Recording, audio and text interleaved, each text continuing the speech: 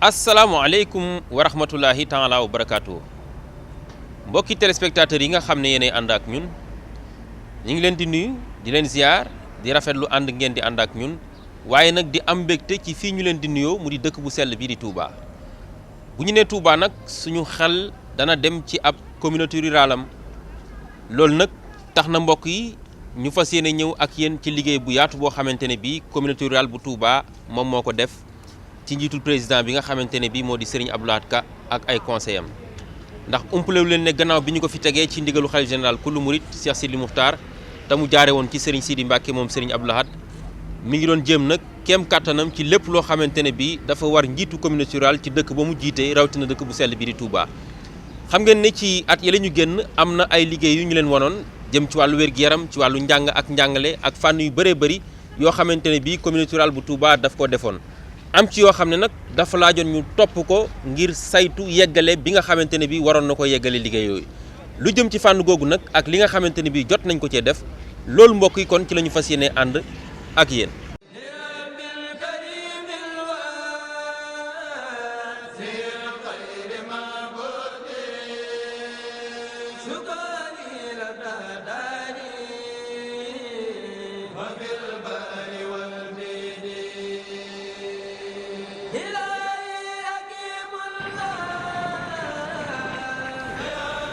képp ku bëgg a suqali ab dëkk rawatina fii ci réewum Sénégal faaw nag nga fulal lu jëm ci wàllu assainissement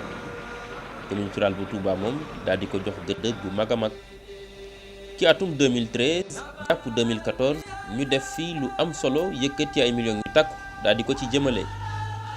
lu jëm ci sëkk lenn ci mbedd yi nga xamante ne bii ñoo nekk ci dëkk bu sell bii di Touba ak li ko wër ñu daal ci farlu lool ñu ràññee ci nag ay gox yu wuute rawatina ca Daarul Minan Daarul Xuddoos ak Njenne loolu nag nekk loo xamante ne bii mbooleem kilifa yi fa yeewoo ak askan wa rafetlu nañu ko lool. yoon yi sow lay jóge bu ñëwee ba ñu jógee ci gànnaar Saloum ci lay raccroché bu ñu agsee ba fii nag natt bi bu ñu agsee ba bii sëñ Moussa ci boppam moo ne nañ bàyyi yoon yi mu jàll ba ci tali bu mag ñu dagg mbedd mi mu waroon a bokk ci biir kër waaye mbedd mi fii la waroon a yem bu ñu ko daggee ci la jàll bi ba ak ci tali bu mag bokk sëñ Moussa moo ko may ci biir natt waa Touba gi yëpp ko bokk ndax route bu mag a mag la boo xam ne sareet yi ñuy wax ne moo jëm corniche ba Mbay Saaxo yëpp ci la ñuy jaar kon su ngeen fi ñëwee tey defar ko defar nañu rafet yi yéen a ngi participé ci loo xam ne ñu ngi jëmale kanam réew dëkk bi ci wàllu set ga ci wàllu développement bi ndax yi ci jëmale kanam ci la bokk ndax aw yoon dafa am solo ci wàllu développement bi ngeen di fetal ko ñu ngi ci sant bu baax a baax ñu ci gërëm di sant président communauté rurale ci taxawaayam sëñ Abdou Lahad Ka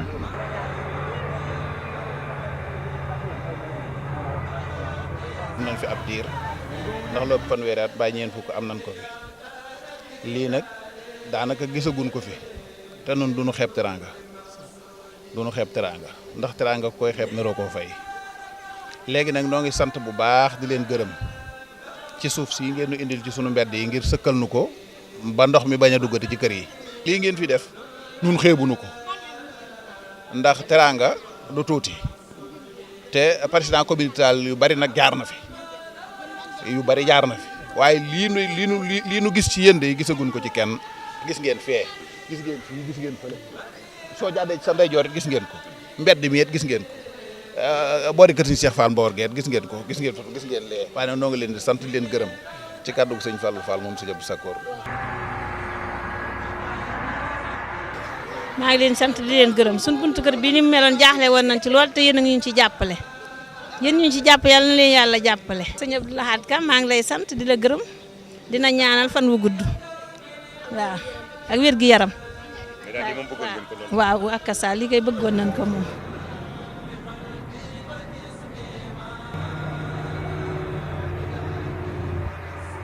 ma ne ren ji moom sant yàlla rek la ñuy def di dooloo ñaan ndax li ñu am ren ba mën fee jaar daaw amuñu ko woon daaw suñu daan togg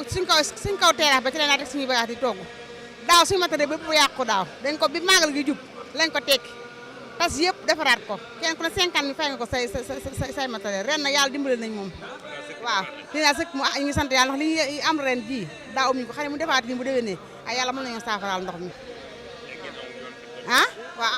waaw dañ daan teggi moom waaye fi ne wax dëgg yàlla fi ne am na fu ñu jaar ba jàll ñu sant yàlla rek yàlla na yàlla doon xewal ak wér gi ñu koy lii moom ak cant nañ ci am ndax ñun avant ñu gis lii sax gis nga ñu doon jéemal suñu bopp ñu ngi nii fi ne gis nga suñu buntu kër gi lii ñuy def ak néew sax suñu sareet lañ yoroon sama borom kër saa yu xëyee day tëj place am ñëw fii di kii di roñ di indi fi li mu fi indi ëpp buñ ko doon kali mat na fukki camion bon nag ñoom buñ ñëwee dañu indi lii ak cant nañ ko def lu mel ni ñoo ngi koy soog a gis moom fu ne jooytu nañ fa ku ne wax nañ sant nañ leen bu baax moom wax dëgg yàlla ndax lii mosuñu ko fee am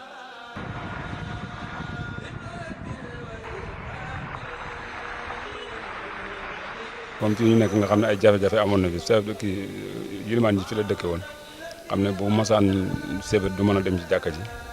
ak yeneen yu béréb yu bare bari liñ ci gis daal mooy rafet na lool ñu ngi ci sant bu baax a baax a baax waaw xam naa nag lu mel ni moom commune rurale mi ngi koy jëkk def yàlla moom mi ngi koy jëkk def ginnaaw bi ñu santee ci turu sëñ Cheikh Ndiaye mi chef de village su Darou Khoudoss ak sëñ Ahmadou Mokhtar mi xalifa Darou Khoudoss di ñaan président Laat Ka moo gën a dolli comme bi ñu ko santee ci turu ñooñu ba noppi moom ak équipe bi mu àndal ci liggéey bu rafet bi ñuy liggéey nag ñu ngi sant suñu mbokk yi nga xam ne ñoo ñu doon jàppale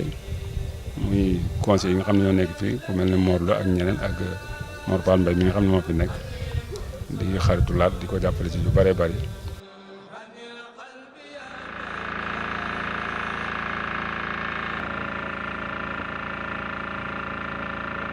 sant nañ ko bu baax a baax benn président communauté rurale it mosu ko fee def moom moo ko fi njëkk a def jenn gépp it sant nañ ko ci baax a baax gërëm nañ ko ci surtout maa xalifa bi ci turu sëñ Abdou Latif Jenn mi nga xam ne mooy xalifa bi jenne taxawaay bi gis nañ ko wax dëgg yàlla Abdou Lahat Kat man xam naa ko nii taxul ma miinanteeg moom waaye ay jëfum moom gis naa ko ci dëkk bi yoo xam ni gis naa ni maanaam ko am volontaire ndax nag jekke moom bi mu nekkut président communauté rurale da daan jàpp ci dëkk bi kon ñu ngi leen ci sant bu baax a baax.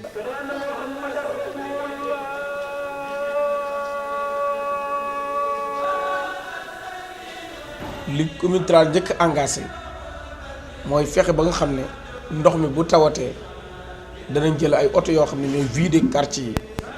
oto yoo xam ne ñooy vider mbedd yi oto yoo xam ne ñooy vider kër yi ba nit ñi mën a am sens mën a dem doxi seeni soxla ñu sonn ci trop parce que ak taxawaay bu metti du ñu liggéey du ñu nelaw guddi du ñu nelaw bëccëg di liggéey guddi ak bëccëg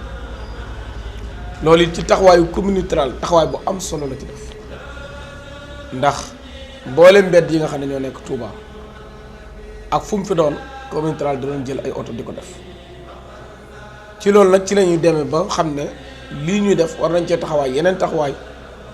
mu gën a taxaw ci la ci communauté rurale wax ne direction ONAS pour ñu dimbale ko loolu yëpp ci ay taxawaay yoo xam ne communauté rurale da ko doon taxaw. bu ñu yem ci loolu dañuy kiire sax assainissement bi yenn mbedd yi nga xam ne ñoo am ay taataa ñu rawatina surtout mbedd yi nga xam ne ñoo jëm ci kër kilifa yi ñu def pexe ba mbedd yooyu ñu mën koo libéré moo xam dañ koy sëkk moo xam dañuy def pexe ba mën koo libéré pour ndox mi mën a dem loolu dañ ko doon def ba di ko def ci biir buntu armeel yi boo ko xoolee ni mu meloon ni mu meloon ak ndox ni mu daan mel bu yàlla ji tawee ñun ñu ñoo réglé problème boobu réglé ko feneen ak feneen ak feneen li jëm ci assainissement communauté rurale def ci waslu àq def li ko war en tant que ki nga xam ne moom lañ dénk dëkk bi waaye loolu du wàllam du li mu war a yokk waaye nag communauté rurale Touba comme ndigal la ndigal loolu nag moo tax sëriñ bi dénk ko président communauté rurale Abdou Lahat Ka ñu nit ñoo am engagement ci peggam ñu wax ne ñun loolu duñ ko xaar dañ ci def li du war waaye nag dëkk bi il faut ñu xam ne war nañ di bàyyi xel lu bari parce que mënuñu di jël assainissement bi di ko def chaque jamono fu ñu wëlbati ko ñu jël assainissement bi canal yi dafa def ay mbalit dafa def ay ponu lu ne la ñuy def ci assainissement bi ci réseau bi am na ñoo xam ne sax yemuñu ci loolu dañuy jël sax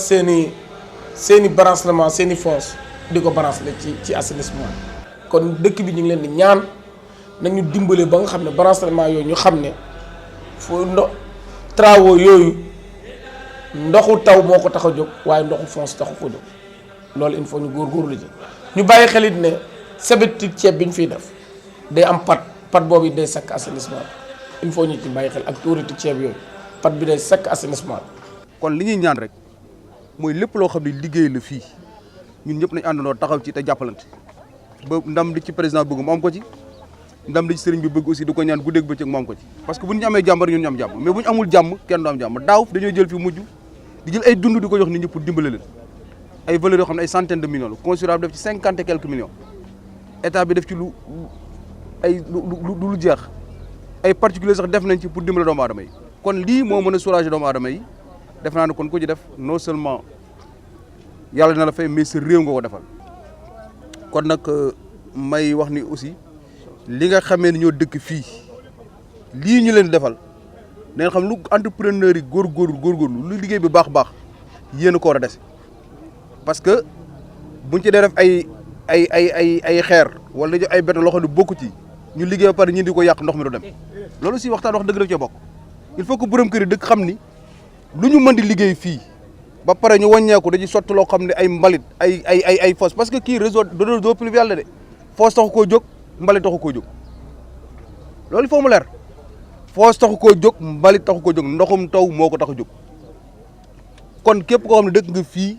liñ lay dañ defaat ñaan fi yeneen séance li ñu bëgg mooy nga taxaw ci sa waa kër ak njaboot gi ñu bañ ci def loo xam ne da koy saltel parce que bu fàttee rek ndox mi du dem vraiment li ñuy ñaan mooy ñëpp jàpp ci. bokk na ci liggéey communauté rurale bu Touba lenn ci barabu suturlukaay yi nga xamante ne bii ñoo nekkee ci dëkk bu sell bi di Touba moo xam ci garage yi wala bépp barab boo xamante ne bii mbooloo dafay daje saa su nekk ñuy dem di ko saytu ànd ak seeni auto vidange ci kaw loolu nag duñu dañ di yëkkati ay koppar yu tàkku di ko ci dugal moo xam mu jëm ci wàllu carburant wala sax boog ñi nga xamante ne bii ñoo yore daamar yi. màggal goo fi gis rek communauté rurale bi dana ci participer participation mooy la fa nekk ci kër ga ci aju ca borom kër ga ca màggal ga moo xam ay rakkam lañ ñëpp kenn ku ci nekk danañ la dem ci sa kër fa nga xam ne mooy sa foos ñu vidé ko ba mu set wecc.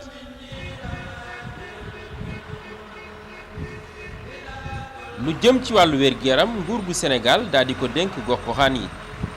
loolu tax na communauté rurale bu Touba gannaaw jéego yu am solo yu mu def yëkkati ay millions yu takku defar ci ay barabu fajukaay ci ay gox yu wute ci dëkk bu sell bii di Touba lu ci mel ne Thiawène Touba Njaareem Guédé Bousso ak Soura daal dina nag yëkkatiwaat ay koppar yu takku war a toll ci ñaar fukki millions ak juróom daal di ci jënd ay jumtuwaay ngir askan yi mën koo jëfandikoo loolu nag tax na ñi nga xamante ne bi ñooy saytu wàllu wér-gu-yaram gi ci dëkk bu sell bi di Touba yëkkati ay kàddu ngir rafetlu ko waaye askan wi itam rafetlu nañu ko bu baax a baax. suñu teewaay fii ci communauté rurale ànd ak kilifa yi nga xam ne ñoo ŋànk communauté rurale bi ngir ñu jébbal ñu matériel bi nga xam ne moo jëm ci poste de santé yu bees yi ñu tabax fii ci Touba muy ñeenti poste de santé poste yooyu nag ñu ngi nekk ci goxu Soura goxu Guédé Kaw Touba Njaareem ak goxu Thiawène muy ay poste yu bees yoo xam ne bu ci nekk am nga dispensaire am maternité poste yooyu nag li taxoon ubbiwuñu mooy matériel bii nga xam ne moom la ñu jot tey matériel bi jot nañ ci tey war ko jébbal poste yooyu kon muy bés bu am solo ci ñun ndax ubbi poste yooyu dafay nekk loo xam ne dañ am yaakaar ne lu baax la ci askan wi kon ñu ngi sant bu baax communauté rurale di sant le président Abdou Lahad Ka di sant conseillers yi mu àndal yëpp nga xam ñoom ñoo liggéey ba lii sotti di sant commission santé bi di sant aussi particulièrement le docteur Souran parce que moom moo dox maanaam liggéeyu poste yi digganteem ak communauté rurale ba lépp sotti daanaka kon ñu ngi ko ciy sant bu baax indi leeral ni poste yooyu bu ci nekk ña fay liggéeyee muy infirmier yi ak ña ñuy àndal ñëpp ñooñu ñu ngi ci poste yi doon xaar matériel bi kon matériel bi rek lañ doon xaar ngir tàmbali. bisub sant yàlla la ndax moo tax ma jiital ko ci sama kàddu ci turu quartier bi yëpp waaye nag ci turu Touba yëpp ci turu yoonu Murit ak ci turu xalif général des Mourides. réew mi toll na foo xam ne li ñu soxlawoo ci paj xëy na kattan gi matewu ko waaye lii wane na ne effort mi ngi am te it suñ ko bàyyiwul danañ mas a àgg ci li nga xam ne OMS moom la wax ni limu nit boo di gis bu nekk am na lim bu mu tollal ci docteur wala ci médecin wala ci infirmier wala ci sage-femme. ñu ngi sant tey communauté rurale bi nga xam ne tamit moom ci turu xalif général des Mourides di ndax communauté rurale loxol xalif bi rek la moom taxawu na ba nga xam ne fu travaux yi toll mi ngi koy booster di ko pousser di ko jeñ ba tey jii ñu yëkkati matériel boo xam ne nekk na ab lot boo xam ne lépp consigné nañ ko ci ay documents ñu livré ko ba mu agsi à bon port comme on dit la ba ñu réceptionné ko dugal ko ci mu mel ni tey population yëpp seen xol sedd na seen xel dal na seen yaakaar itam dolleeku na ñuy ñaan rek li nga xam ne moom la sëñ Touba ñaan ci Touba te nga xam ne lii da cee dugg leneen li ci des yëpp te gisaguñ ko ñu xam ne danañu ko gis sunu xel dal na ci ñu ngi sant ñëpp ñi fi ñëw.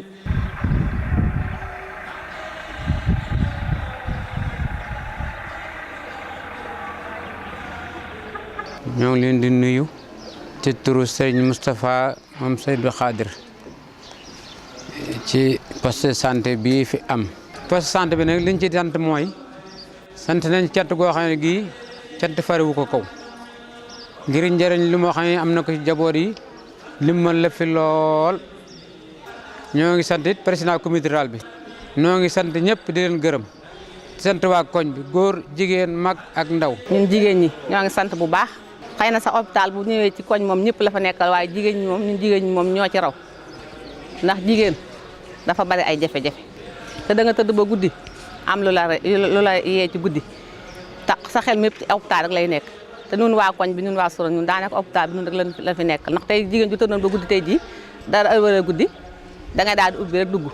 xam nga loolu moom xéewal la Sëñ Tuubaa def ndax dañ daa jóge fii dem ba hôpital bi daa maat fu ne daal lan daa wuti ay hôpital léegi nag moom fu ñu soxlaa rek dañuy daal di ubbi rek dugg ci biir soo amee sa malade da ngay entrer ci malade bi di baagante sa kër di dama ko dikk lu xew sa kër da nga ko xam lu xew ci hôpital bi da nga ko xam amul leen benn jafe-jafe daal ñu daal ñoo ngi sant yàlla di sant waa koñ bi di santit nag waa communauté rurale bi ndax wax dëgg yàlla ñoom itam sonn nañ bu baax ci hôpital bi gis nañ nit ñi taxawoo hôpital bi gis nañ ñu taxawoo waa koñ bi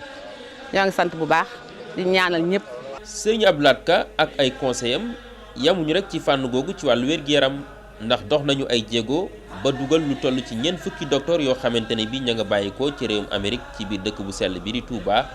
ngir ñu gën a jàppale askan wi ci wàllu wér-gu-yaram waaye lëkkaloo itam ak ñi yëngatu ci wàllu wér-gu-yaram te ñu fekk leen ci dëkk bu sell bi di Touba. ci kaw loolu sax def nañ ay jéego yu wuute ci gox-goxaan yi nekkee ci biir dëkk bu sell bi di Touba tàmbalee ko ca Touba Darou Khoudoss waaye jeexale ko itam ca Ndindi. has seen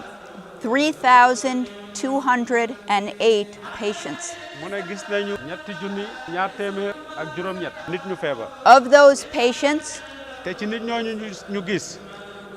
we hospitalized as a team within our clinic.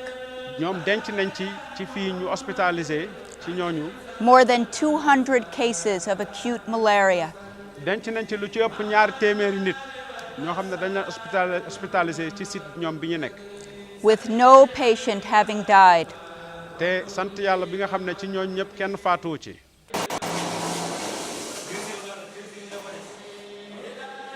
lu jëm ci wàllu njàng ak njàngale nekk lu soxal lool communauté rurale bu Touba Serigne Abdou Lahad Ka ak i gaayam yëkkati nañu ay koppar yu takku daal di ci jënd lu jëm ci ay fourniture scolaire maanaam lu jëm ci wàllu cahier bic ak lépp loo xamante ne bii wàllu njàng meek njàngale mi daf koy soxlawoo ba ci sax lu jëm ci laabal barab yi nga xamante ne bii moom moo di daara yi. loolu nag atum ren lu toll ci 20 millions ci koppar yi CFA dugal nañu ko ci. waaye tamit ci kaw loolu am na xew-xew bu yaatu boo xamante ne bii amal nañ ko ci teewaayu ki nga xamante ne bii moo fi nekkal nguur gu Sénégal mu di sous-préfet bu Ndaam waaye tamit mboolem waajuru ndongo yi ak kilifa yi nga xam ne ñoo ŋànk wàllu njàng meek njàngale mi kaddu gi nag nekk benn dong muy rafetlu mbir yi. président communauté rurale sëñ Abdou Lahad Ka mi ngi jaare ko ci sous-préfet di gërëm ñi nga xam ne ñoom la séqal njàngale mi ci Touba ndax xam na ni njàngale mi fii ci Touba ak li wër Touba lu jafe-jafe la lu ñuy jànkonte ak i coono la ndax mbooloo mi ci jëm bari na te jumtukaay yi néew su ko defee nag la koy mottali mooy yéen ñi nga xam ne yéen a ko yor di enseignants yi coono boobu ngeen nga xamante ni bi yéen a ngi ko ci jànkoonteel coono boobu mi ngi leen ci massaw xañ na sax bu ne dañuy indi ay fourniture scolaire di ko jëmee ci école yi parents d'élèves yi ñu bëgg a dimbali ndax nag Touba dafay foo nga xamante ni dafa am nu ko suñu borom bindee ndax Touba moom daara la jàng ak jàngale rek moo ekkati Touba waaye école yi ngeen yor fi ne boo ko tuddee ñu bari la naa ndax Touba am na école ndax ñëpp dañoo jàpp ni communauté rurale Touba dëkku Touba bi rek la te communauté rurale Touba dafa boot ay dëkk yoo nga xamante ni bi tey jii boo ci dem la fa nekk ci élève amul benn dëkk bu mu tollal ci Sénégal bu ko am ci élève lii nga xamante ni bii mooy waru-garu communauté rurale ci lii xam ni moo jëm ci njàng mi waxuma lii nga xamante ni bii nguur gi mi ngi koy def waaye président dem na ba def ci engagement yoo nga xamante ni weesu na foofu ndax mboolem école yi ñu fi cité léegi école bu ci ne sax am na salle de classe yu ñu fa war a taxaw fas na yéene bu soobee yàlla salle de classe yooyu danañ ko tabax ren jii. am nañu mbégte tey ndax école bi wax ngeen ko ñun ak yéen ñoo ko seq kon su fekkente ne li ñu seq moo waral tey lii ngeen toppatoo ko mu jaar fa mu war a jaar ba agsi fii ngeen woo ñu ñëw nañu kat bagage yaa ngi nii fexe leen ba waajur yi seeni itte xaw a comme bari na yaatu na ñu am ak jàppandal ci duñ jënd ay yenn fournitures yi kon loolu defe naa ne dimbali ngeen ñu comme ni ko sëñ Birane waxee ndax jàngalekat bu xale bi yorul bagage day am jafe-jafe waaye dimbali ngeen it parents d'élèves yi ndaxte war-war yi bari na loolu nag lu ñu mës di sàkku rek la lu ñu mës di bëgg la waaye nag ni mu xaw a jàppandale nii daaw ko dem ci kaw loolu nag daan nañ ko waxtaane mel na ni waxtaan wi am na jeexital loolu nag dinañ ciy sant président communauté rurale ndax am na ku mu fi tag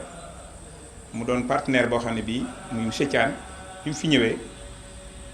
moo jël téléphone am di woote di waxtaan bëgg ñu àndante bokk liggéey mu jël ay engagement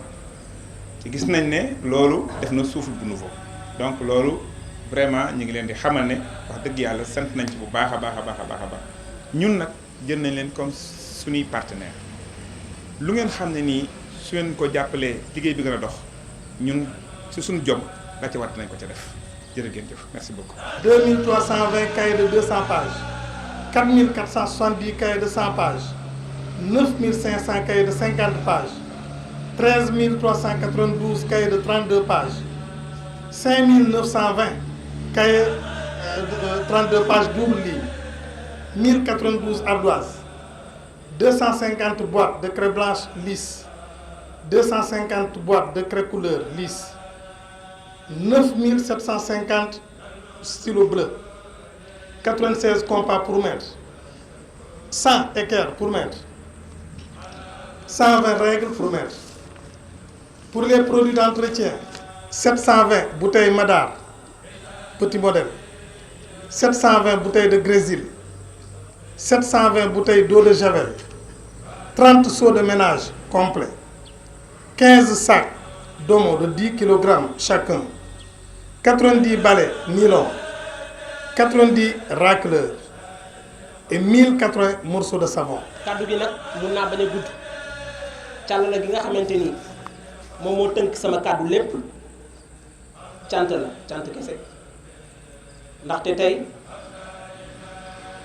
ñun ñi nga xamante ni ñooy autorité yi ñànk njàngale bi ñu ngi sant bu baax a baax a baax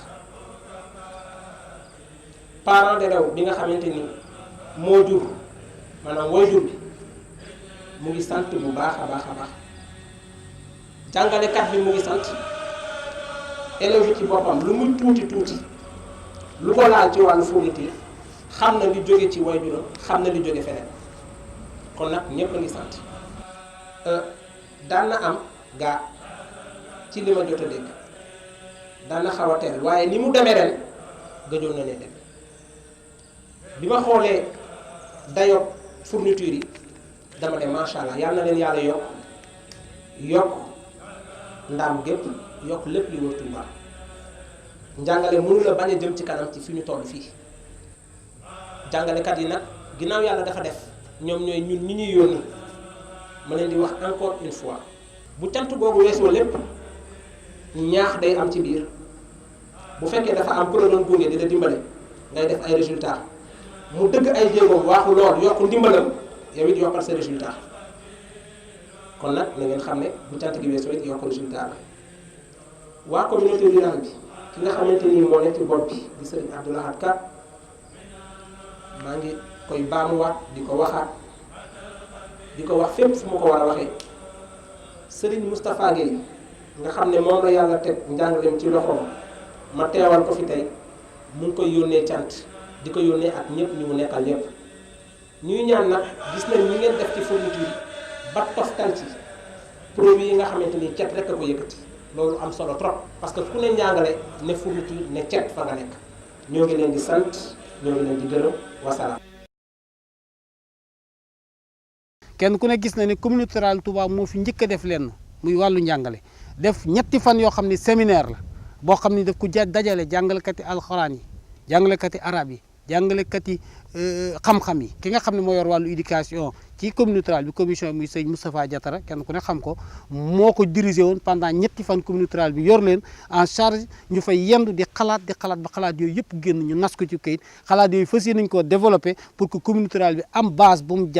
jàppale jàngalekati alxuraan yi jàngale jàppkati xam-xam yi majalis yi jàppale jàngkati arab yi loolu lépp nag pour mën a am statut boo xam ne dañ ci mën a taxaw gaaral ko état ba bu ëllëgee suñu budget bu génnee bu ñu ci jëlee dugal ko foofu ñu xam ne lii ñu def kat lii moo waral ñu teg nañ ko ci yoon. dëkk bu sell bi di Touba ci xayma yi ñu mujjee def lu ëpp million ak genn wàll ci ay doomu aadama ñoo fi yeewoo loolu nag bu ñu ko waxee daañu yittewoo lool wàllu kaaraange communauté rurale bu Touba dox ci ay jéego yu am solo Serigne Abdou Lahad Ka ak ay gaayam fexe nañu ba def benn poste de police bu yaatu foofule ca Touba Guy Mbind waaye tamit defal nañ ñi nga xamante ne bii ñoom ñoo di waa gendarmerie ab poste foofule ca Ndindi tollanti ko ca Touba Belel. liggéey bu yaatu boobu nga xam ne ni communauté rurale bu Touba def na ko ci wàllu kaaraange gi yëkkati na lu toll ci téeméer ak ñaar fukki million ci koppari CFA daat ko ciy dugal. xalif général kullu murid Cheikh Sidil Muxtaar yabaloon ndaw ci ndaje yi nga xamante ne bii moom la ñu doon amal ubbite gi daal dina rafet lu ni mel Serigne Cheikh Bara Lahad moo ko fa teewaloon. ñoo ngi gërëm bu baax Serigne Cheikhouna ak Serigne Mawlou ñoom ñi fi teewal Serigne Sidi ndax Serigne Sidi Serigne bi dafa jël dëkk bi jox ko mu jël communauté rurale bi jox ko Abdou Lahad Ka muy seere cantam ci ñoom di leen xamal ne kenn ku ne ci ñoom li mu yëkkati woon jox ko la ca war lépp sëriñ baa ngi koy def Abdou Lahad Ka mi mu yëkkati communauté rurale bi jox ko itam li nga xam ne dafa war ci moom lépp mi ngi koy def ndax wax naa la léegi nii lépp loo xam ne daf ko war ci police yi ci gendarmerie yi ci lu mu mën a doon la mu ca tollool tam te nga xam ne du rôle administration donte rôle administration la tam mën leen faa wóotu itam ma nga leen fay wóotu kon ñoo ngi gërëm ñëpp di sant ñëpp. jéego yi nga xamante ne bii communauté rurale bu Touba def na ko jëmale ko ci wàllu kaaraange gi bu ci ñëpp royoon Sénégal dana nekk dëkk bi nga xamante ne bii wàllu kaaraange def ci doy sëkk loolu nag moo tax général Fall yëkkati yi kàddu. dama bëggoon d'abord féliciter les conseils ruraux d'une manière générale parce que boo gisee barki démb inauguration bi ñu def ci Noto conseil rural bi moo taxaw ba mu am. fii aussi conseil rural bu Touba du tey rek biñ commencé di liggéey dafa yàgg parce que lii ñuy def tey biñ ko fannee def dafa yàgg te lépp lu ñu def ci moom lañ ko ànd ak di ko def fu ñu soxla local boo xam ne dañ bëgg ñu jox ñu ko pour ñu def ay gendarme ci moom la ñuy jaar lépp loo xam ne sotti na tey ak fu mu mën a jaar d'abord ci moom la jaar ba agsi ci ñun kon nag action c'est une action décisive boo xam ne moo ñuy permettre gendarmerie tey lépp lu mu réalisé ko donc dama koy sant ci taxawaayam et jege ko ñaan mu continuer di jàppale gendarmerie parce que moom jàppale gendarmerie mooy jàppale boppam mooy jàppale population yi mais ñaan na population yi que nañ dimbale gendarmerie bu ko population yi dimbalewul liggéeyam du dox parce que population yi ñooy bëtam ñooy ay noppam il faut que nag population yi di am mat goo xam ne ku du deful lu dul loolu ñu war la wan ñi nga xam ne ñoo war a taxaw ci taxawaay boobu bu ngeen ko defee nag di nëbbal ay nit seen bopp rek la ñuy lor parce que boo sàccee nit nga xam ne kii sàcc la xam nga fi mu sàcc xam nga fi mu yóbbu xam nga bi mu sàccee fi mu ko yóbbu te waxuloo ko yaa ngi moom yéen a yem kon nag da leen di ñaan ñu dolli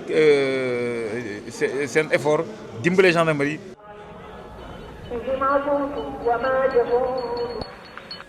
bu ñu nee dëkk bu sell bi di Touba xel yi nag dina dem ci wàllu dem beeg dikk bi sareet yi nag am ci taxawaay bu am solo commune rurale bu Touba bàyyiwu leen gannaaw benn yoon ndax ci nawet bi ñu génn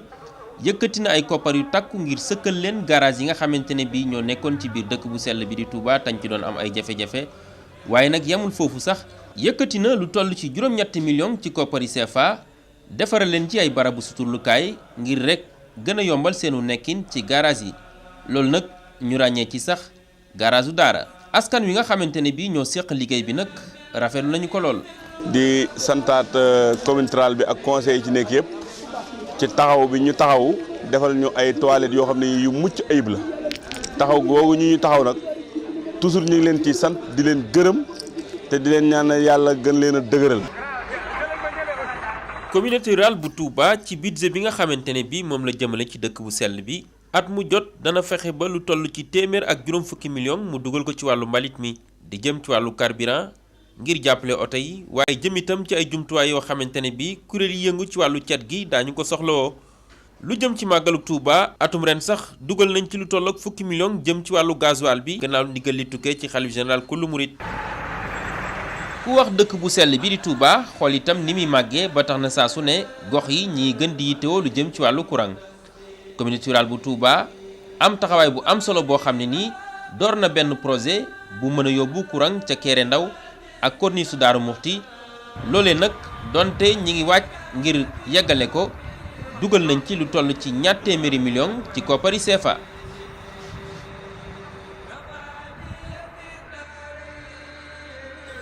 communauté rurale bu Touba saa su ne muy wane passeefam ci ndigal yi nga xamante ne bii mooy bàyyi ko ci xalif général kullu murid gannaaw ndigal lu tukkee ci Cheikh Sidil Muxtaar Mbàkke jëm ci barab yu sell yi ñuy denc way dawlu yi lu toll ci fukki millions ak juróom-ñeent ci koppari CFA daal nañu koy jël defar ci aw yoon wu yaatu woo xamante ne bii latérite la ngir rek jëmale ko ci barab yu sell yi gën a yombal askan wi dem bi ak dikk bi rawatina ci barab yi. digal la loo xam ne jotoon nañ ko ci xalif général des mourides mu waxoon ni dafa bëgg communauté rurale Touba defal ko rang-rang ngir mu ñëw ba ci armeel yi ngir ñi nga xam ne ñi ngi fi indi ñu wujj seen borom jafe-jafe yi ñu doon am ci yoon wi dootuñu ko am bi ñu déggee ndigal li lool rek ci le président bi daal di jóg daal ci taxaw ak conseil yi ñu daal di defar rang-rang bii nga xam ne moom lañ gis boobu ak si fii bi ñu noppi itam di defar fii néeg bi nga xam ne ci la gardien bi nga xam ne mooy war a yor fii ni di dëkk aussi yéen itam réhabilité defaraat itam yeneen tabax yi nga xam ne nekk nañ fi te ñu war koo defar. boo demee marché Ocass di ngeen ko gis ci biir bande bi pare na incha allah lu fekk fan ñëw communauté rurale bi dana ko inauguré loolu itam communauté rurale bi moo ko fare loo xam ne jege na 160 millions wala lu ko toll loolu lépp moo ko fare defaraat marché bi kenn ku ne xam ne Ocass dafa lakkoon waaye jël na xalaatam daal di koy defaraat loolu lépp nag ci xalaatu président bi Abdou Lahad Ka ñi mu àndal muy conseil yi ñëpp ndax loo man leen man waaye man rek ñam àndal mu staff bi muy nekkal ñoo ko ci jàppale lu mu war a man loolu. moom communauté rurale bu Touba ab taxawaayam yamul rek ci fànn yooyu waaye lu jëm ci wàllu càmm gi am na taxawaay bu am solo boo xamante ne bii def nañ ko ci lëkkaloo gu ñu lëkkaloo ak ñi nga xamante ne bii ñoom la ñu dénk wàllu élevage ci département bu Mbacké ay koppar yu takku saa su nekk duñu dañ di ko yëkkati ngir rek faagaagal dawkat yi nga xamante ne bii mën nañoo indi loraange waaye bépp xeetu liggéey boo xamante ne bii dana mën a tax ñu saytu ndawal gi ñuy jëfandikoo dugal nañ ci seen loxo ngir gën a am ay leeral ci fànn googule Ndaari Diop mi nga xam ne nii moo jiite kër gi saytu lépp lu jëm ci wàllu élevage ci département bu Mbacké indi na ci ay seere. société service bi action bi ci ëpp daanaka ci Touba la jëm ba ci loolu am na ay programmes yoo xamante ne bii jot nañ ko exécuter ak ñoom bon bi may dooree muy bon kaawu chien errant yi ak comité rural bi nga xamante ni ñun def nañ suñu expression de besoin jàpp nañ bu baax. boo jëlee opération daaw bi juste avant le magal jot nañ fa rey ñaar téeméeri xaj ak juróom 205 chiens fi mu nekk nii on est à 189 chiens ci deuxième opération bi te encore pare wuñu à chaque fois bu ñooy def opération ñoom ñooy jàppale ci appât yi jàppale ci carburant bi jàppale ñu également ci meew yaa quoi ak indemnité yi nga xamante ne bii moom la ñuy jàpp moom la ñuy fay manœuvre yi nga xam ne bii ñoo ñuy accompagner ak gas fosse yi ak carburant ak essence bi pour incinérer chiens yi ñoom ñëpp ñoo ngi ko jàppale. bon bu ñu demee également ci beneen côté maanaam dafay day mel daal dafay taxawaayu ministère bi parce que suñu ministère bi suñu ministre bees bi ñëwee am na programme spécial boo xamante ne bii dafa concerner les infrastructures pastorales bokk na ci loolu parc à vaccination yi. conseil rural Touba Mosquée bu ñëwee daal di tabax installé ñetti parc à vaccination benn bi Nasrou Bogo benn bi Sorong Pël benn bi Wuro Diofo yaakaar naa ko ñooñu taxaw nañ taxawaayu ministère bi te bi ko ñetteel mooy abattoir bi nga xamante ni bii tamit bu bees la bi nga xam ne Afrique yëpp ñaar moo fi am bi nekk Casablanca au Maroc ak bi nga xam ne moo nekk Touba nii bon c'est vrai que pare woon na bu yàgg mais avec volonté ministre de l'élevage et des productions animales ak taxawaay bi ñu taxaw ak tamit conseil rural bi ak sëñ bi nga xam ne ndigal bi mu si joxee moo tax vraiment loolu moo tax actuellement abattoir bi démarré na. conseil rural tamit wax dëgg yàlla taxaw la taxawaay bu am solo parce que ñu ngi jàppale ci organisation démarrage bi ensuite même xale yi nga xamante ni bii ñoom lañ defal formation comme abatteur dajale boucher yëpp nga xamante ni ñoo ne ci marché yooyu ñu toog waxtaan génn liste boo xamante ni bii de 40 personnes wax ne pour le moment ñu ngi leen di former donc foofu tamit soo ko seetee emploi la boo xamante ni bii ñoom tamit ñu koy créé donc ñu tam foofu tamit wax dëgg yàlla duñ def lu remercier la daal donc loolu moom wax dëgg yàlla jàpp nañu ko daal en tout cas daal ñu ngi la collaboration entre le conseil rural ak le service département de l'élevage de Mbacké vraiment c'est une collaboration très saine collaboration boo xamante ni bii naxante wuñu lu ci waay wax moromam dana ko def te wax dëgg yàlla daal ça marche bien daal. sant yàlla bu baax di julli ci yonent bi sallallahu taala alayhi wa sallam di sant Xaadimu Rasuul di sant Cheikh Sidi Mokhtar di sant Serigne Sidi Abdoul Ahad Mbacké moom mi nga xam ne moo ma dénk teg ci boppu liggéey bi di boppu communauté rurale bi ma ànd ko ak conseil yi di liggéey bi comme li ngeen ma ci wax rek man liggéey jiite ko laa man waaye maag conseil ñi ma ko àndat yëpp ñoo bokk réussite bi li nga ma laaj noonu ci dañ doon càmbar communauté rurale bi donc biñ ko càmbaree gis nañ ne seet ngeen ci wecc loolu mooy li ñu war nit lépp loo xam ne dañ ko dénk dama jàngoon te suñu jàmbaari l'islam ji nga xam ne Serigne Abdoul Ahad nga xam ne mooy suñu lépp mooy suñu yaakaar yi tey ëllëg mooy suñu référence mu ne nit dafay xam ne yett li nga moomal sa bopp li nga sa yoon nekkut ak liñ la dénk ak li nga bonk ak nit ñi lenn lu ci nekk mu déterminé woon waxoon nan nga ci war a doxe ndigal loolu mu ñu joxoon ak doxin woowu mu santaane woon ci loolu rek la ñuy dox bu ñu joxoon adduna ak li ci biiram buñ ci loola la ñuy doxal suñ gisoon adduna ak li ci biiram ci yoon woowu la ñuy dox ànd ko ak vice président Serigne Sidi Abdou Aziz ak Serigne Mass Diop ak conseil yëpp ñi nga xam ne staff lañ boo xam ne nii tout le temps ñu ngi ci communauté rurale bi muy ku mel ni Alaaji Ndiaye ku mel ni Birane Gueye ku mel ni Moussa Saw ku mel ni Abdourahmane ku mel ni docteur Silla administration bi secrétaire communautaire bi Thiane secrétaire yi waa état civil donc waa Al et marché comptable ñëpp ñi nga xam ne personnel bi yëngu ci communauté rurale bi ak conseil yi ñu ngi leen ma di leen sant di leen gërëm ak personnel bi nga xam ne ñoo nekk ci assainissement ak ñi nga xam ne ñoo nekk ci nettoyage bi ñëpp kenn ku ci nekk jàpp ak service yi nga xam ne commission yi commission assainissement commission santé commission éducation commission jeunesse comme Morlo ñoom ñëpp saa bu liggéey taxawee rek jóg nañ di sant préfet de Mbacké mi nga xam ne mooy département bi di sant sous-préfet de Ndam di sant autorités yi nga xam ne mooy police ak gendarmerie ak sapeur pompier ak service de jeunes yi nga xam ne ñoo ànd liggéey bi ñëpp ñoo ngi leen di sant di leen gërëm parce que ak service vétérinaire bi nga xam ne def nañ liggéey bu am solo ci lépp loo xam ne yëngu na ci dëkk bi te ñu war ci intervenir suñu leen wooyee jox leen ay moyens ñu dem intervenir te na mu gën a rafete ci ndigalal sëriñ bi di sant Cheikh Sidi Makhtar yàlla na fi yàgg te wér di sant sama sëriñ Serigne Sidi Abdoul Ahad mi nga xam ne yàlla na fi yàgg te wér te jox ma liggéey bi di sant bu baax a Cheikh Bassirou Abdou Khadir mi nga xam ne mooy porte-parole yoonu murit te nga xam ne yàlla dogal ne lu bari ci liggéey bi mi ngi ciy jàpp jafe-jafe buñ ci am bu ñu ko waxee rek dana ko lijjanti ànd ko ñun guddi ak bëccëg suba ngoon mi ngi ci suñu wet lépp jafe-jafe bu ñu am mu taxaw ci wàll yëpp moom it di ko sant bu baax di ko gërëm di sant aussi comité de organisation bi nga xam ne ñoo ànd ci organisation bi ak préparation màggal gi te Serigne Ousmane Cheikh Bassirou Mbacké jiite ko te ñi ci Serigne Ousmane nekk ci ak Cheikh Abdou ñu ngi leen di sant bu baax di leen gërëm ci collaboration bu rafet bi ak liggéey bi nga xam ne ñun ñëpp ko ànd ñu di ci taxaw di ci ànd ci lépp loo xam ne luñ ci war a def la ñu ànd ceeg ñoom lépp loo xam ne lu ñu ci war a yëgal la ñu yëgal ñu ko ñu ànd koog ñoom di sant bu baax Serigne Cheikh Abdou Latif mi nga xam ne moo jiite woon mbale mi dëkk bi ak Baye Fall yi mu ko àndal ak murid yëpp di sant bu baax a baax ñoo xam ne faw ñu remercier leen muy regroupement safaru benn yi bi mbale mi ñëwee ñoom ñëpp ñu mobiliser benn yëpp maanaam jox ko Serigne bi moo communauté rurale bi jël moyens yi nga xam ne ak carburant bi ci war a dem yëpp def ko ci ñu ànd ak taalibe yi seen Cheikh Abdou Latif jiite ko ak commission bi ànd ak Baye Fall yi ba dëkk bi mel nii tey yaakaar naa ne bu ñu doon seet ban dëkk moo gën a set ci Sénégal tey Touba moom la ñuy mooy exemplaire bi donc di sant bu baax waa dëkk bi nga xam ne population bi nga xam ne ñooy communauté rurale Touba Serigne bi yëkkati ma teg ma ci bopp communauté rurale bi ma fi teg nag li ma fi tege mooy yittee askan bi ak seen bëgg-bëgg lu lépp lu ñu ci man